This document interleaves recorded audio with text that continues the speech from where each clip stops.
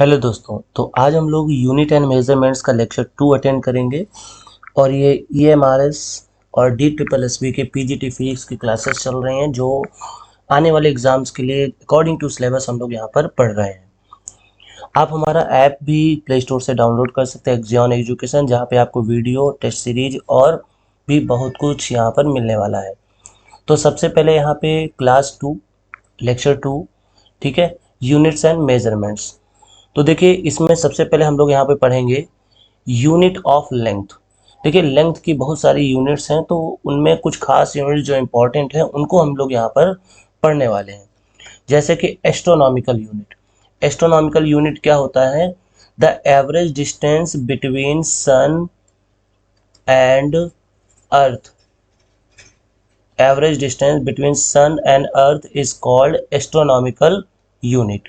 ठीक है, यानी जैसे मान लीजिए कि ये सन है और ये अर्थ है, तो इनके बीच की जो एवरेज डिस्टेंस होगी उसको हम बोलेंगे 1 AU। ठीक है, ये होता कितना है? तो ये भी आपको याद रखना है कि 1 AU जो होता है ये होता है 1.49 इंटू 10⁻11 मीटर। ठीक है, अब नेक्स्ट हम बात करें लाइट ईयर। तो the distance travelled by light in 1 year is called 1 light year. मतलब एक ईयर में, एक साल में लाइट जितनी डिस्टेंस ट्रैवल करती है, ठीक है, उसको हम लोग क्या बोलते हैं? 1 लाइट ईयर। जैसे लाइट की स्पीड होती कितनी है? तो लाइट की स्पीड होती है 3 इंटू 10⁻8 मीटर पर सेकेंड, यानी 3 लाख किलोमीटर पर सेकेंड। तो सोचो जब एक साल की बात आएगी तो कितना हो जाएगा? ठीक है, तो इसलिए यहाँ पे कितना आ जाएगा? जो वैल्यू होगी, ठीक है, वो हो जाएगी 1 light year equal to 9.46 into 10⁻15 metre. ठीक है, ये 1 लाइट ईयर की वैल्यू हो जाएगी 9.46 इंटू 10⁻18। फिर अगली जो वैल्यू है यहाँ पर वो है पार्सेक। देखिए पार्सेक जो है इस ये आप कह सकते हो कि लॉन्गेस्ट, जो ग्रेटेस्ट यूनिट है, ठीक है, ग्रेटेस्ट यूनिट ऑफ लेंथ, इसको हम बोलेंगे पार्सेक। पार्सेक बेसिकली है क्या, समझिएगा ध्यान से।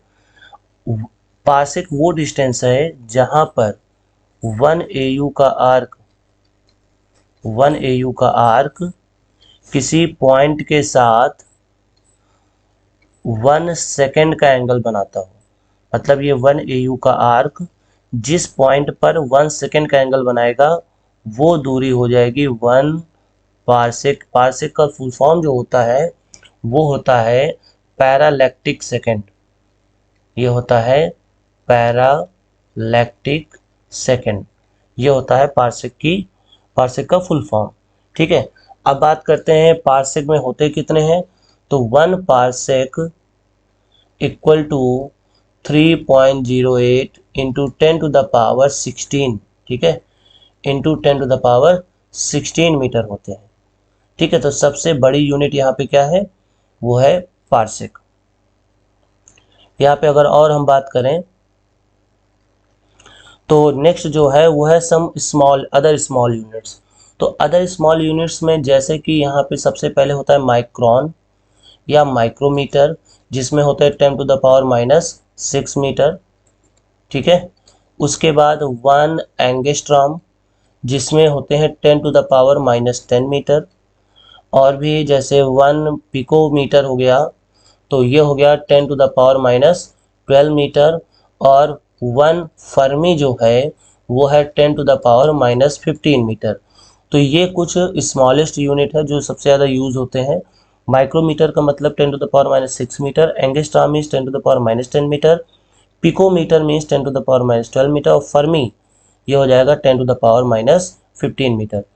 अब यहाँ पे कुछ चीज़ें ध्यान में रखनी है कि जैसे जो एंगस्ट्रॉम है इसको हम लोग क्या बोलते हैं? इसको हम कह सकते हैं कि अगर हमें एटम को साइज को मेजर करना है, ठीक है, इसका यूज हम लोग किस लिए करते हैं? एटम के साइज को मेजर करने के लिए हम लोग करते हैं। जबकि FM यानी फर्मी का यूज हम लोग न्यूक्लियस के साइज को मेजर करने के लिए हम लोग फर्मी यूनिट का यूज करते हैं।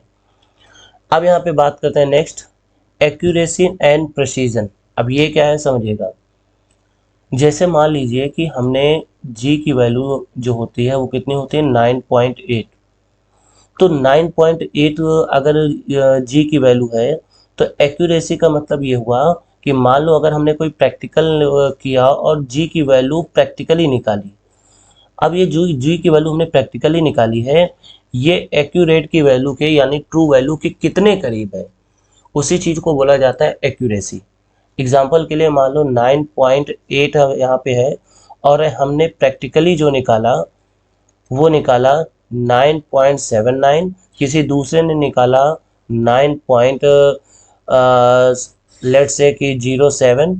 तो अब यहाँ पे हम ये बात करें कि ये वाली जो वैल्यू है ये ट्रू वैल्यू के ज़्यादा करीब है, मतलब 9.79 इज मच क्लोजर टू 9.8, लेकिन जो 9.07 है ये इसके बिल्कुल करीब नहीं है, 9.8 के करीब नहीं है, तो हम कह सकते हैं कि इस केस में एक्यूरेसी ज़्यादा है। तो बेसिकली एक्यूरेसी का मतलब होता है कि जो एक्सपेरिमेंटल वैल्यू है, प्रैक्टिकल वैल्यू है, ये ट्रू वैल्यू के कितने करीब है। ठीक है, फिर बात करते हैं प्रेसीजन की। प्रेसीजन का मतलब ये हुआ कि कोई भी वैल्यू कितने लीस्ट काउंट तक वैल्यू निकाली जा रही है। कहने का मतलब ये हुआ, इसको आप एग्जांपल से एक समझ सकते हो। देखिए जैसे जी की ट्रू वैल्यू क्या है, जी की ट्रू वैल्यू होती है स्मॉल ए की 9.8 मीटर पर सेकेंड स्क्वायर। अब हमने प्रैक्टिकली वैल्यू निकाली, दो लोगों ने प्रैक्टिकली वैल्यू निकाली, एक ए ने वैल्यू निकाली जो कि है 9 पॉइंट लेट से 6923, और दूसरे स्टूडेंट ने जी की वैल्यू निकाली 9.721, मान लीजिए ऐसे निकाला गया। तो अब यहाँ पे हम बात करें कि एक्यूरेसी और प्रिसीजन किसका ज़्यादा होगा, तो एक्यूरेसी का मतलब होता है कि जो रियल वैल्यू है, जो ट्रू वैल्यू है, एक्सपेरिमेंटल वैल्यू उसके करीब कितना करीब है। अब जैसे यहाँ पे बात करें तो 9.6 है, ये 9.7 है, तो हम कह सकते हैं कि इसकी एक्यूरेसी ज़्यादा है। क्यों? क्योंकि 9.7 जो है ये मच क्लोजर टू 9.8, जबकि 9.6 इसके कंपेयर में क्लोजर नहीं है। ठीक है, तो एक्यूरेसी इसकी ज़्यादा है। उसके बाद प्रेसीजन में क्या देखेंगे कि देखिए ये 4 डिजिट यहाँ पे पॉइंट के बाद 4 डिजिट तक काउंट किया गया है, ये पॉइंट के बाद 3 डिजिट तक काउंट किया गया है। इसका मतलब ये हुआ कि इसका प्रेसीजन ज़्यादा है, इसका प्रेसीजन ज़्यादा है। क्यों? क्योंकि इसमें ज़्यादा लीस्ट काउंट का इस्तेमाल हुआ है। बेसिकली लीस्ट काउंट होता क्या है, अगर हम बात करें लीस्ट काउंट, तो लीस्ट काउंट जो होता है वो ये बताता है कि आप मिनिमम कितना एक्यूरेटली मेजर कर सकते हो। जैसे हम कहें कि नॉर्मल स्केल में मिनिमम कितना मेजर किया जा सकता है, मिनिमम और एक्यूरेटली, तो मिनिमम जो है वो हम लोग 0.1 सेंटीमीटर मेजर कर सकते हैं। क्योंकि देखिए नॉर्मल स्केल में ये 0 होता है, देन 1 2 3 4 5, फिर 6 7 8 9 और ये 1 हो जाता है। तो ये वाला जो है यानी 0.1 सेंटीमीटर हम एक्यूरेटली मेजर कर सकते हैं। इसका मतलब नॉर्मल स्केल का जो लीस्ट काउंट होता है वो होता है 0.1 सेंटीमीटर। तो जितने कुल मिला के कहने का मतलब ये है कि पॉइंट के जितने ज़्यादा डिजिट तक कोई चीज़ मेजर की जाएगी उसका प्रेसीजन उतना अच्छा माना जाएगा, जबकि एक्यूरेसी का मतलब होता है कि वो कितना ट्रू वैल्यू के करीब है। तो हम लोगों ने एक्यूरेसी और प्रिसीजन पढ़ लिया है। अब बात करते हैं सिग्निफिकेंट फिगर की। देखिए ये भी एक इम्पॉर्टेंट टॉपिक है और ये पूछा जा सकता है। बेसिकली सिग्निफिकेंट नंबर फिगर्स का मतलब ये होता है कि हम ऐसे कितने डिजिट्स ऐसे हैं जिनको हम रिलेवेंट मानते हैं। ठीक है, जैसे हमने कहा कोई नंबर है 1 2 3 0 4 6 2, अब यहाँ पे हमने कहा इसका लीस्ट काउंट सिग्निफिकेंट फिगर कितना है, तो इसमें सारे नंबर्स रिलेवेंट हैं। तो 3 2 5 2 7 यानी इसका सिग्निफिकेंट नंबर क्या है 7। तो जितने भी नॉन जीरो होते हैं, आपको याद रखना है, जितने भी नॉन जीरो नंबर होते हैं ये सब क्या होते हैं, ये सब सिग्निफिकेंट होते हैं। ठीक है, बात समझ में आ गई, ये सब क्या होते हैं, सिग्निफिकेंट होते हैं।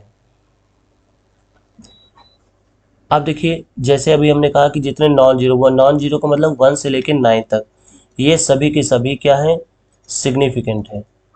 ये सभी सभी क्या है, सिग्निफिकेंट। तो अब बात आती है जीरो की। तो जीरो अगर नॉन जीरो के बीच में आता है या आफ्टर नॉन जीरो आता है, आफ्टर नॉन जीरो आता है तो हम इसको सिग्निफिकेंट बोलेंगे।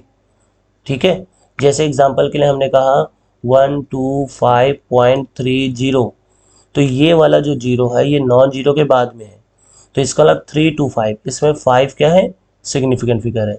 लेकिन मान लो अगर हमने ऐसे लिखा 0.0102, तो इसमें कितने सिग्निफिकेंट फिगर है, इसमें 3 है। ये वाला जीरो कंसिडर नहीं किया जाएगा क्योंकि ये नॉन जीरो के बाद नहीं है।